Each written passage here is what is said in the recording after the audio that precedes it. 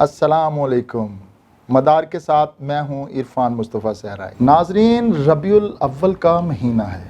سلام ہو جنہوں نے ہمیں اپنی رحمت العالمین کے دامن میں پناہ دی، ہمیں ایمان کی لازوال دولت سے مالا مال کیا، جن پر قرآن حکیم ایسی لازوال کتاب نازل ہوئی جنہوں نے ہمیں سکھایا کہ عبادت کے لائق ایک رب ہی کی ذات ہے، بتایا کہ تمام عبادتیں، سجدے اور تمام عطایتیں اللہ کے لیے ہیں۔ سلام ہو اس جلیل القدر پیغمبر کو جو کائنات کی تخلیق کا باعث ہیں، جن کا عشق ہمارے قبلہ مراد اور کعبہ ذوق ہے۔ ہمیں حضور صلی اللہ علیہ وسلم کی ولادت باسعادت پر عید میلاد النبی جوش و خروش سے منانا چاہیے، مگر ہمیں یہ بھی دیکھنا ہے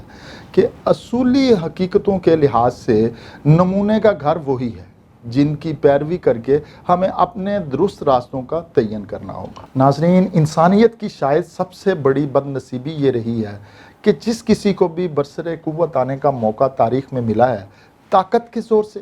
سازش کے بل پر یا کسی اتفاقی حادثے کے تحت اس کو اپنے متعلق یہ ضم ہو گیا کہ وہ نوح انسانی کا معلم اور زندگی کا مسلح بھی ہے۔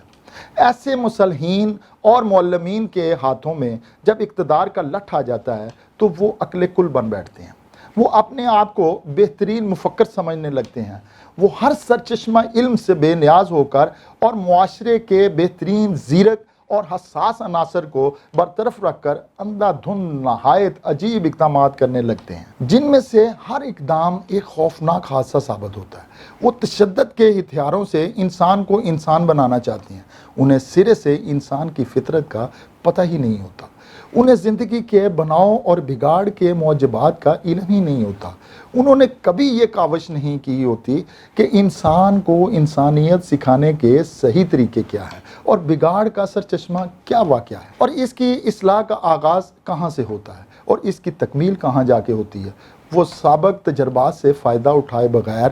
اپنا تجربہ الف بے سے شروع کرتے ہیں، وہ مشورہ اور تنقید کے دروازے بند کر دیتے ہیں تاکہ ان کا کوئی خیر خواہ اور انسانیت کا کوئی محب ان کے مہلک تجربے کی تکمیل میں رکاوٹ نہ ڈال سکے۔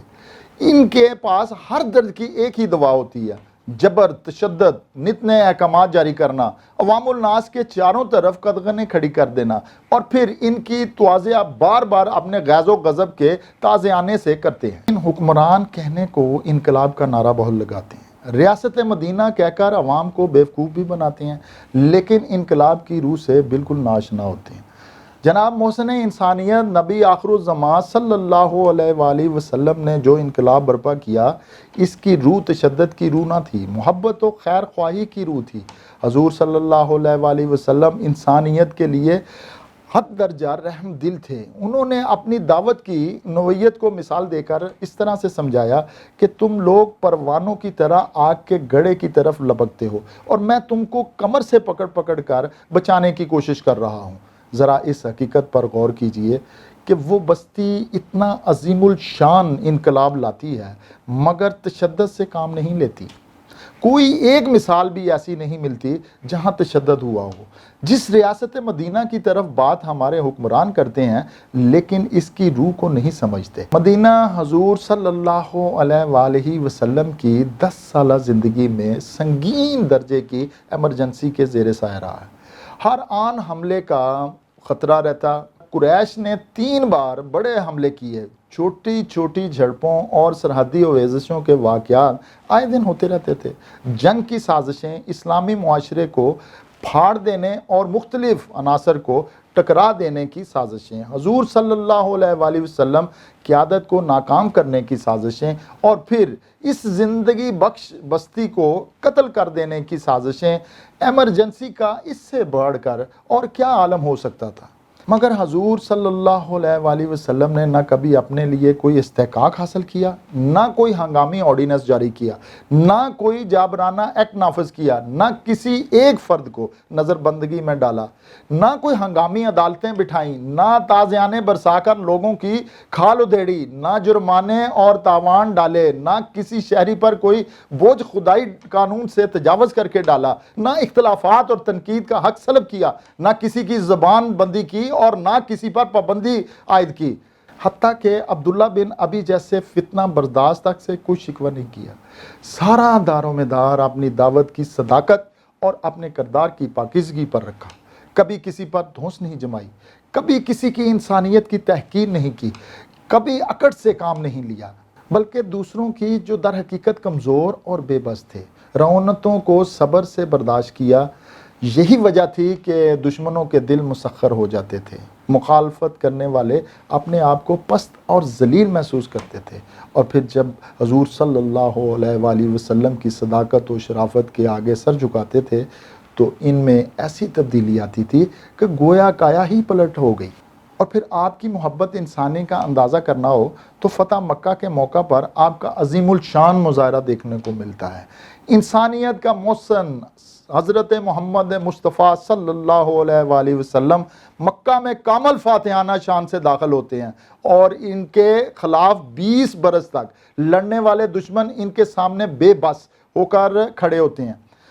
کوئی دوسرا ہوتا تو ایک واقعہ کا انتقام لیتا، قتل عام کا حکم جاری کرتا اور خون کی ندیاں بہا دیتا۔ وہ لوگ عرفاً، قانوناً،